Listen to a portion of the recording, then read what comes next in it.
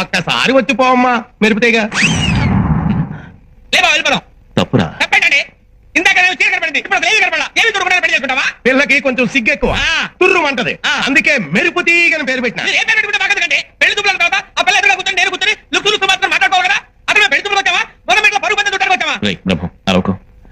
ఒకసారి అమ్మాయిని నిదానంగా రమ్మనండి. దాన్నేం భాగ్యం. అట్టాగే అమ్మా మెరుపుతీగ. రాజన్న వచ్చినాడు, పెళ్లి కొడుకు రామబ్రహ్మ వచ్చినాడు, వాళ్ళ సైడ్ బంధువులు రాంబ్రహ్మ వచ్చినాడు, పెళ్లి కొడుకు చచ్చినాడు, బంధువులంతా చచ్చినాడు అని ఓ దీర్ఘాలు తీసి ప్రాణం తోడేస్తావు కదా. ఆ పెళ్లి కూతురు ఒకసారి చూపిస్తావు. అమ్మాయిని కాస్త కాఫీ తీసుకురమ్మని చెప్పండి. అట్టాగా. అట్టాగే కాఫీ తీసుకురా అమ్మా మెరుపుతీగ. కాఫీ నాకు అలవాట్లేదమ్మా. కాఫీ